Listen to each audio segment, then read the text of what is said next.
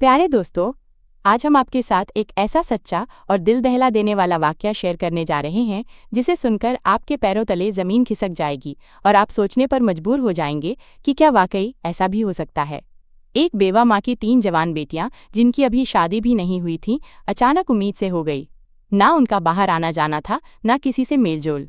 फिर सवाल ये पैदा होता है, आखिर वो कौन है जिसने ये सब किया? क्या वो उनका अपना सगा बाप था, या कोई सौतेला भाई, या शायद चाचा या मामा खालू, या कोई और करीबी रिश्ता जिस पर भरोसा था, जो घर का फर्द था और जिससे कभी ऐसी उम्मीद न थी। यह वाकया ऐसा है जिसने पूरे गांव को हिलाकर रख दिया। घरों के दरों दीवार तक कांप उठे। जब सच्चाई सामने आई तो आइए बगैर वक्त जाया किए सुनते हैं वो लड़का खेज वाकया जिसने साबित कर दिया कि हर दरिंदा बाहर नहीं होता। बाद दफा वो घर के अंदर होता है और उसका चेहरा सबसे ज्यादा भरोसे वाला होता है। ये बात एक दुखी दिल रखने वाली, मेहनती और गरीब बेवा औरत की है जिसका नाम बीबी हलीमा था। उसका शौहर कई साल पहले दुनिया से रुखसत हो चुका था और उसके पहले शौहर से एक बेटा था जो माँ के दूसरे निकाह के बाद भी उसी के साथ रहा। बाद में हलीमा ने दूसरी शादी की जिससे उसे 4 बेटियां हुईं। बेहद खूबसूरत, शर्मीली और पर्दा। शौहर भी ज्यादा अरसा ना जिया और हलीमा दोबारा बेवा हो गई, मगर बेटियों की तरबियत में कोई कसर न छोड़ी। बीबी हलीमा अपनी 6 बेटियों के साथ एक छोटे से कच्चे घर में रहती थी। मेहनत मजदूरी करती, घरों में बर्तन मांजती, लोगों के कपड़े धोती और दिन भर की मेहनत से मिलने वाला थोड़ा सा खाना और पैसा ही उन सब का सहारा था। उसके सौतेले बेटे का नाम कामरान था, जो बड़ी उम्र का था और शुरू से घर में ही रहा। कामरान उसका वही बेटा था जो पहले शौहर से था, मगर सब बेटियां उसे भाई समझती थीं। सब कुछ खामोशी से चल रहा था जब अचानक ऐसा तूफान उठा जिसने हलीमा के पैरों तले जमीन खिसका दी। एक दिन हलीमा की सबसे बड़ी बेटी की तबीयत अजीब सी होने लगी। कमजोरी का चक्कर गरीब माँ पहले तो समझ न सकी, फिर जब हालत बिगड़ने लगी तो उसे शहर के क्लिनिक ले गई। डॉक्टर ने कुछ देर मुआयना करने के बाद एक खामोश जुमला कहा, आपकी बेटी उम्मीद से है। ये सुनते ही जैसे हलीमा की दुनिया रुक गई, वो हिल कर रह गई। बेटी अभी तक बिन ब्याही थी और इज्जतदार बाप था। ये कैसे हो गया? किसने किया? कब किया? क्यों किया? माँ ने पहले तो सदमे में बेटी को डांटा, रुलाया, दहाड़े मारी। फिर जब बेटी रोते हुए ये कहती रही, अम्मी मैंने कभी किसी को देखा भी नहीं, मुझ पर यकीन करें, तो माँ का दिल फट गया। वो जान गई कि बेटी सच बोल रही है। लेकिन अभी ये दुख कम न हुआ था कि चंद ही दिनों बाद उसकी दूसरी और फिर तीसरी बेटी भी उसी हाल में निकली और सबकी ज़बान पर वही जुमला था, अम्मी हमें कुछ नहीं पता, खुदा की कसम हमें कुछ भी याद नहीं। इस सानिया ने बीबी हलीमा को अंदर से तोड़ कर रख दिया। वह दिनों तक रोई, सोचती रही, मगर कुछ समझ न आया। फिर एक दिन दिल में हिम्मत करके वो इंसाफ की उम्मीद लेकर सुल्तानाबाद के बादशाह शहंशाह के दरबार में जा पहुंची। दरबार लगा हुआ था। बादशाह खान अपने तख्त पर बैठा लोगों की फरियाद सुन रहा था। अचानक बीबी हलीमा दरबार में दाखिल हुई। चेहरा आंसुओं से भीगा हुआ, कपड़े धूल से अटे पांव, नंगे आंखों में बस एक ही सवाल, मुझे इंसाफ कब मिलेगा? बादशाह ने उसे देखा तो पूछा, माजी आप क्यों रो रही हैं? आपको क्या दुख है? बीबी हलीमा ने इधर उधर देखा, फिर खामोश हो गई। वजीर आगे बढ़ा और बोला, अम्मा दरबार में आई हैं, जुबान खोलें, बताएं क्या तकलीफ है? मगर बीबी हलीमा बोली, बादशाह सलामत, मैं आपसे अकेले में बात करना चाहती हूँ। मेरे दुख का मामला ऐसा है कि सबके सामने बताऊंगी तो कल मेरे घर के दरों दीवार भी शर्म से लरज जाएंगे। बादशाह हैरान हुआ, मगर औरत की लरजती आवाज़ और चेहरे का दर्द देखकर कहने लगा, इस माँ को मेरे कमरे में लाया जाए, मैं इसका दुख सुनना चाहता हूँ। 2 सिपाही हलीमा को अंदर ले गए बादशाह के खास कमरे में। वहाँ बीवी हलीमा बादशाह के कदमों में गिर पड़ी, जारो कतार रोने लगी। बादशाह का दिल पसीज गया और बोला, माँ जी आपकी फरियाद मेरी फरियाद है, जो कुछ हुआ है सच सच मुझे बताएं। अगर मेरी सल्तनत में कोई दरिंदा छुपा बैठा है तो मैं उसे निकाल कर निशाने इबरत बना दूंगा। बीबी हलीमा ने लर्जती आवाज में कहना शुरू किया। एक बीबी हलीमा ने बादशाह के सामने आ भरकर कहना शुरू किया, बादशाह सलामत, मैं एक बेवा औरत हूँ। मेरे पहले शौहर का इंतकाल बरसों पहले हुआ। उससे मेरा एक बेटा था जो अब मेरे साथ ही रहता है। बाद में मेरी दूसरी शादी हुई और उसी शौहर से मुझे 6 बेटियां हुईं। मगर वक्त ऐसा जालिम निकला कि वो शौहर भी ज्यादा दिन न जिया और मैं एक बार फिर बेवा हो गई। मेरे 6 बच्चों की परवरिश का बोझ मेरे कंधों पर आन पड़ा। बादशाह सलामत, मैं दिन भर अमीरों के घरों में झाड़ू पोछा करती हूँ, बर्तन मांजती हूँ और जो बचा हुआ खाना या चंद सिक्के मिलते हैं उसी से अपने बच्चों का पेट पालती हूँ। मेरी बेटियां बहुत शरीफ, पर्देदार और बापर्दा हैं, कभी अकेली बाहर नहीं गई। सिरों पर हमेशा दुपट्टा रहता है और आंखें झुकी रहती हैं। मेरी जिंदगी जैसे तैसे गुजर रही थी जब एक दिन मेरी सबसे बड़ी बेटी की तबीयत खराब होने लगी। वो कमज़ोर रहने लगी, चक्कर आते उल्टियाँ होने लगी। मैं उसे शहर के डॉक्टर के पास ले गई। डॉक्टर ने देखने के बाद कहा, तुम्हारी बेटी उम्मीद से है। ये कहते हुए बीबी हलीमा की आवाज़ कांपने लगी, आंखों से आंसू बहने लगे। बादशाह सलामत मेरे कदमों के नीचे से ज़मीन खिसक गई। मेरी बेटी की तो अभी शादी भी नहीं हुई थी, मैं ये कैसे मान लूं? मैं उसे घर ले आई, गुस्से में आ गई, उसे मारा, थप्पड़ मारे। पूछा किसके साथ ऐसा किया, ये बच्चा किसका है? मगर मेरी बेटी बस रोती रही और मेरे कदमों में गिरकर कहने लगी, अम्मी मुझे नहीं मालूम, खुदा की कसम मैंने कभी किसी को देखा भी नहीं, बात तक नहीं की। मैं तो कभी अकेली बाहर भी नहीं गई, मुझे नहीं पता ये सब कैसे हुआ। बादशाह सलामत वो मेरी बेटी है, मैंने उसे पैदा किया, पाला सिखाया। मैं उसकी आंखों में झूठ पहचान सकती हूँ और मैं जान गई वो सच बोल रही है। हमने खामोशी अख्तियार कर ली। उसका बच्चा पैदा हुआ और हमने उसे भी सीने से लगा लिया। लेकिन चंद महीने बाद मेरी दूसरी बेटी की तबीयत बिगड़ने लगी। उसे भी उसी डॉक्टर के पास ले गई और फिर वही खबर मिली, आपकी बेटी उम्मीद से है। मेरा दिल बैठ गया, मेरे हाथ पांव ठंडे पड़ गए। ये सब कौन कर रहा है, कैसे, कब? हमारे घर पर तो कोई आता जाता नहीं, मेरी बेटियां कभी बाहर नहीं निकलती, हमारे दरवाजे पर भी कोई दस्तक नहीं देता। और बादशाह सलामत जैसे ये काफ़ी नहीं था। कुछ दिन बाद मेरी तीसरी बेटी की तबीयत खराब हुई और वो भी उम्मीद से निकली। मैंने सब्र किया, चुपचाप अल्लाह से फरियाद की, या अल्लाह मुझे बता दे ये सब कौन कर रहा है। लेकिन सच छुपा रहा, कोई निशान न मिला। अब मेरे सब्र का पैमाना लबरेज हो चुका है। मैं जानना चाहती हूँ कि वो दरिंदा कौन है जो मेरी बच्चियों की मासूमियत लूटकर चुपचाप गायब हो जाता है। मुझे इंसाफ चाहिए बादशाह सलामत, मुझे इंसाफ चाहिए। ये कहकर बीबी हलीमा बादशाह के कदमों में गिर गई। दरबार में खामोशी छा गई। बादशाह यज़दानी का चेहरा सख्त हो गया। उसने फैसला कर लिया, अब ये सिर्फ एक माँ का मसला नहीं रहा, ये पूरी सल्तनत का सवाल बन चुका है। बीवी हलीमा की बातें सुनकर दरबार में सन्नाटा छा गया। बादशाह ये अपनी जगह से उठा और गहरी सांस लेकर बोला, अम्मा तुम अब आकर बोली हो जब 3 बेटियों की जिंदगियां बर्बाद हो चुकी। तुम्हें तो उस वक्त आना चाहिए था जब पहली बेटी उम्मीद से हुई थी। अगर तुम तब मुझे बता देती तो शायद बाकी दोनों बच्चियों को ये दिन ना देखना पड़ता। मगर ये भी सच है, तुम जैसे गरीब लोग बदनामी के खौफ से सच को दबाए रखते हो। अपनी बेटियों की इज्जत को बचाने के लिए खुद जहर पी लेते हो, और जब ये जहर अंदर ही अंदर काटने लगता है तब तुम चीखने पर मजबूर होते हो। अम्मा तुम भी उन्हीं में से हो जो देर से आती हैं मगर बहरहाल आ जाती हैं। बीबी हलीमा ने शर्मिंदगी से नजरें झुका ली। आंसू बहते हुए वो बोली, बादशाह सलामत आप ठीक कह रहे हैं, मुझे पहले आना चाहिए था, मगर अब जो हो चुका सो हो चुका। अब बस मैं ये चाहती हूँ कि मेरी बेटियों का वो मुजरिम पकड़ा जाए। वो दरिंदा कौन है जो चुपचाप हमारी जिंदगी बर्बाद करके निकल जाता है? बादशाह ने उसकी तरफ देखा, उसके दिल में जोश अब उबलने लगा था। वो बोला, अम्मा अब ये मसला तुम्हारा नहीं, मेरी सल्तनत का है, और जब तक मैं जिंदा हूँ किसी दरिंदे को ये इजाज़त नहीं कि वो गरीब, लाचार और पाकीजा औरतों पर जुल्म करे और सज़ा से बच जाए। मेरा ईमान है कि अगर मेरी सल्तनत में एक माँ भी बेबस हो तो मेरी बादशाही पर लानत है। तुम अब जाओ, आराम करो, अब तुम्हारा दुख मेरा दर्द है। बीवी हलीमा खामोशी से अपनी चादर संभालती हुई आंखों में आंसू लिए वहां से रवाना हो गई। बादशाह यज़दानी वापस दरबार में आया, बज़ाहिर फरियादें सुनने लगा, लेकिन उसका दिल और दिमाग सिर्फ एक ही बात में उलझा हुआ था। आखिर वो कौन है जो दिन के उजाले में फरिश्ता बनता है और रात के अंधेरे में दरिंदा बनकर एक माँ की 3 बेटियों की अस्मत लूट लेता है? दरबार के बाद बादशाह अपने कमरे में गया और फौरन वजीर खां को बुलाया। वजीर अंदर आया तो बादशाह के चेहरे पर परेशानी के गहरे साए देखकर पूछा, बादशाह सलामत वो कौन सी बात है जो इतनी तकलीफ दी गई है?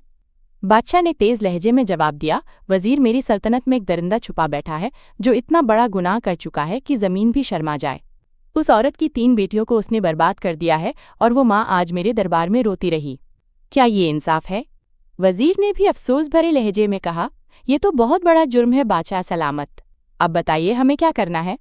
बादशाह ने गुस्से से जवाब दिया, मुझे मालूम करना है कि वो शख्स कौन है, कब आता है, कैसे अंदर घुसता है। वो दीमक की तरह उस घर को खा रहा है और हमें उसे बेनकाब करना होगा। वजीर थोड़ा सोचने लगा, फिर धीरे से आगे बढ़ा और बोला, बादशाह सलामत दीवारों के भी कान होते हैं। मेरी एक तदबीर है लेकिन मैं उसे सबके सामने नहीं बताना चाहता। बादशाह ने गर्दन झुकाकर कहा, मेरे करीब आओ और जल्दी बताओ। वजीर ने आगे बढ़कर बादशाह के कान में एक हिकमत अमली बताई, एक ऐसा तरीका जो न सिर्फ चुपचाप जाल बिछाएगा बल्कि दरिंदे को उसकी हरकत करते हुए रंगे हाथों पकड़ लेगा। बादशाह ने फौरन हुक्म दिया, जाओ और फौरन अमल करो। उसी रात वजीर खामोशी से एक कुत्ता साथ लेकर बीवी हलीमा के घर पहुंचा। दरवाज़ा खटखटाया। बीबी हलीमा ने दरवाज़ा खोला तो हैरत से बोली, वजीर साहब, आप इस वक्त? वजीर ने संजीदगी से जवाब दिया, अम्मा, जो दुख आप बादशाह सलामत को सुनाकर आई, उसके बाद वो रात भर न सो सके। हम अब वो दरिंदा तलाश करेंगे, बस हमें थोड़ा साथ देना होगा। वजीर के हाथ में बंधा हुआ कुत्ता देखकर बीबी हलीमा हैरानी से बोली, वजीर साहब, ये कुत्ता क्यों लाए हैं? आप क्या करेंगे इसके साथ?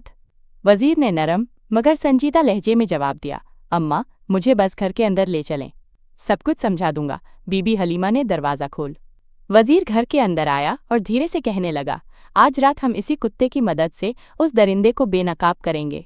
बस तुम सबको खामोश रहना होगा, कोई आवाज़ नहीं निकालनी, जैसे तुम जानती भी नहीं कि कुछ हो रहा है। अगर हमारी चाल कामयाब हो गई तो हम उस जालिम को रंगे हाथों पकड़ लेंगे। ये कहकर वजीर ने कुत्ते को घर के सेहन के बाहर उस जगह बंद दिया जहां से छत पर से कोई कूद सकता था। फिर उसने सबको समझाया, आज रात कोई भी चीखेगा नहीं, सिर्फ देखना है, बर्दाश्त करना है। हमने इस कुत्ते को इसीलिए रखा है कि जैसे ही वो दरिंदा घर में दाखिल होगा, कुत्ता उस पर भौंकने लगेगा और हमारे सिपाही फौरन हरकत में आ जाएंगे। वजीर ने 2 मुहाफिज को हुक्म दिया कि वो घर के इर्द गिर्द छिपकर पहरा दें। बीबी हलीमा और तीनों मुतासिर बेटियों को तसल्ली देकर वो वहां से वापस चला गया और सीधा महल जाकर बादशाह के सामने पेश हुआ। बादशाह ने फौरन पूछा, वजीर, क्या वो जाल बिछ गया? कुत्ते को सही जगह पर बांधा। वजीर ने सर झुकाकर कहा, जी बादशाह सलामत, सब वैसा ही कराया हूँ जैसा आप चाहते थे। अब अगर वो दरिंदा आज भी आया तो वो बचकर नहीं जा सकेगा। बादशाह ने गहरी सांस ली और बोला, वजीर, मुझे नींद नहीं आ सकती जब तक उस जालिम को उसकी सज़ा न दे दूँ। मेरे राज में मजलूम औरतें रो, ये मैं बर्दाश्त नहीं कर सकता। रात ढलने लगी। पूरे गांव में सन्नाटा छा चुका था। चांदनी की रोशनी में खामोशी और खौफ बिखरा हुआ था। और फिर आधी रात के करीब बीबी हलीमा के घर की छत पर एक साया नमूदार हुआ। एक शख्स दबे पांव आया, छत से नीचे कूदा और सहन में उतरा, मगर अगले ही लम्हे कुत्ता उस पर जोर जोर से भौंकने लगा। आवाज़ इतनी तेज थी कि न सिर्फ बीबी हलीमा और उसकी बेटियां जग गईं, बल्कि आसपास छुपे सिपाही भी फौरन चौकन्ने हो गए। बीबी हलीमा दिल थामकर बेटियों को करीब करके बैठ गई। वो आ गया, वही दरिंदा। उसके दिल की धड़कन तेज हो गई। सिपाही दौड़कर अंदर आए। वो नकाबपोश शख्स जो अंदर आ चुका था चीख पड़ा। वो भागने लगा, लेकिन सिपाहियों ने उसे दबोच लिया। उसके हाथ मरोड़कर जमीन पर लिटाया गया। उसके चेहरे पर काला कपड़ा बांधा हुआ था। वो अपनी शिनाख्त छुपाना चाहता था, लेकिन जब सिपाहियों ने उसका नकाब खींचा तो बीबी हलीमा और उसकी बेटियों की चीख निकल गई। आंखें फटी की फटी रह गईं, सांसें रुक गईं। ये वही था जिस पर वो कभी भरोसा करती थी। वो सौतेला भाई जो घर के अंदर उनके साथ पला बड़ा था और जिसे वो आज तक भाई समझती थी। सुबह हुई, बादशाह का दरबार लगा हुआ था। हथकड़ियों में जकड़ा हुआ मुजरिम सर झुकाए बादशाह के सामने घुटनों के बल बैठा था। लोगों की नजरें हैरत में थीं और बीबी हलीमा अपनी जगह साकित खड़ी थी। अब वक्त था पर्दे हटाने का, सच सामने लाने का। उसे वक्त वो शख्स बादशाह के दरबार में घुटनों के बल बैठा था। चेहरे पर काला नकाब, हाथों में हथकड़ियां, जिस्म कांपता हुआ बीबी हलीमा अपनी 6 बेटियों को साथ लेकर दरबार में आई। बादशाह ने दरबार खाली करवा दिया। अब सिर्फ मुजरिम बादशाह, वजीर, बीबी हलीमा और उसकी बेटियां मौजूद थीं। बादशाह ने सख्त लहजे में कहा, तुम्हें मेरा खौफ नहीं रहा? तुम जानते हो कि मेरी सल्तनत में किसी औरत की इज्जत पर हाथ डालने वाले की सज़ा सिर्फ मौत है। फिर उसने सिपाहियों को हुक्म दिया, इस शख्स के चेहरे से नकाब हटाओ। मैं देखना चाहता हूँ वो चेहरा जिसने एक माँ की 3 बेटियों की जिंदगी बर्बाद की। नकाब हटा तो एक गहरी खामोशी छा गई। बीबी हलीमा की आंखों में हैरत, तकलीफ और गुस्से का तूफान उमड़ आया। उसने चीख कर कहा, कामरान, तूने ये क्या? ये वही सौतेला बेटा था जो बीबी हलीमा के पहले शौहर से था, जो उसके साथ ही पला बढ़ा था, जिस पर उसने सौतेले बेटे की तरह कभी फर्क न रखा था और जिसे सब बेटियां भाई कहती थीं। बीबी हलीमा आगे बढ़ी, उसके मुंह पर थूक दिया, दरिंदा बेगैरत, तुझे शर्म नहीं आई? ये बच्चियां तेरे साथ पली बढ़ीं। इनके सिरों पर हाथ रखने वाला तू था। तू तो इनका भाई था। तू उनकी हिफाजत करने वाला था और तू ही कातिल निकला उनकी इजाजत का। उसने उसके चेहरे पर जोर का थप्पड़ मारा। बेटियां सहम गई, रोने लगीं। बादशाह गुस्से से तलवार खींचता है और उसके सर के पास रखकर कहता है, अब बोल, सच सच बता, तूने ऐसा क्यों किया? अगर एक लफ्ज़ भी झूठ बोला तो तलवार तेरे सर को चीर देगी। कामरान की सांसें तेज हो गईं। चेहरे पर खौफ छा गया। उसने थरथराती आवाज़ में कहना शुरू किया, बादशाह सलामत, मैं बीवी हलीमा का सौतेला बेटा हूँ। ये सब बेटियां मेरी सौतेली बहनें हैं। मेरे वालिद का इंतकाल बहुत पहले हो चुका था। हलीमा ने मुझे भी अपनी बेटियों के साथ पाला, लेकिन अंदर से मेरे दिल में नफरत और हसद बढ़ता रहा। जब बेटियां जवान होने लगी तो उनकी खूबसूरती देखकर मेरा दिल बदलने लगा। मेरी नीयत खराब होने लगी, लेकिन मैं जानता था ये मुझे कभी नहीं अपनाएंगी। मैंने हलीमा से कहा कि बड़ी बेटी की शादी कर दो, मगर उसने मेरी बात को संजीदगी से नहीं लिया। मुझे लगा कि ये सब बेटियां एक दिन शादी करके चली जाएंगी और मेरे अंदर एक शैतान ने जन्म लिया। मेरी हवस ने मुझे अंधा कर दिया। मैंने सोचा कि अगर मैं चाहूं तो रात के अंधेरे में इन पर हाथ डाल सकता हूं और कोई मुझे पकड़ नहीं सकेगा। बस यही सोचकर मैंने मंसूबा बनाया। मैं एक हकीम के पास गया और उससे कहा, मुझे ऐसी जड़ी बूटियां दो जो सूंघने से इंसान फौरन बेहोश हो जाए। कामरान ने इकरार करते हुए सर झुकाया और कहा, मैं जड़ी बूटियों हकीम से लेता जो सूंघने से इंसान 4-5 घंटे के लिए बेहोश हो जाता है। रात के अंधेरे में मैं छत से नीचे उतरता, भाभी और उसकी बेटियों को वो बूटियां सूंघा देता और सब बेहोश हो जाती। फिर मैं जिस बहन के साथ अपनी हवस पूरी करना चाहता उस पर जुल्म करता, उसे उसी तरह दोबारा कपड़े पहना देता ताकि उसे सुबह होश आए तो किसी चीज़ का इल्म ना हो। मैं वापस ऊपर चला जाता और दिन भर सब नॉर्मल रहता, किसी को कुछ पता न चला। ये गुनाह मैंने बार बार किया। कई महीनों तक अगर आज रात छत पर बंधा वो कुत्ता नजर आकर मुझे शक हो जाता कि जाल बिछाया गया है तो मैं वापस चला जाता, लेकिन मैं समझा ये कुत्ता शायद पालने के लिए लाया गया होगा। मेरा ध्यान तो अपनी हैवानियत पर था, इसलिए मैं आ गया और पकड़ा गया। इतना कहकर वो खामोश हो गया। दरबार में गहरी खामोशी छा गई। बीवी हलीमा के चेहरे पर एक माँ का कर्ब, बेटियों की आंखों में सदमे और आंसू। बादशाह यजदानी का चेहरा गुस्से से सुर्ख हो चुका था। बादशाह ने वजीर की तरफ देखा और हल्के से सर के इशारे से हुक्म दिया। वजीर ने अपनी तलवार म्यान से निकाल आगे बढ़ा और एक ही वार में उस दरिंदे सौतेले भाई कामरान का सर धड़ से जुदा कर दिया। उसका जिस्म कुछ लम्हे तड़पा और फिर हमेशा के लिए खामोश हो गया। दरबार में इंसाफ का बोलबाला हो चुका था। बादशाह ने बीबी हलीमा की तरफ देखा और नरम लहजे में कहा, अम्मा, अगर तुम पहले आ जाती तो शायद तुम्हारी 3 बेटियां ये दुख न झेलती, लेकिन अब जो हो चुका सो हो चुका। मैं वादा करता हूँ कि तुम्हारी तीनों बेटियों को वो खुशियां दूंगा जिनकी वो हकदार हैं। बादशाह ने अपने राज के 3 बेहतरीन नौजवानों का इंतखाब किया, नेक सीरत, इज्जतदार और साहिब हैसियत, और उन 3 बेटियों की शादी करवा दी। जहेज, सोना, चांदी, मल और दौलत सब कुछ दिया गया।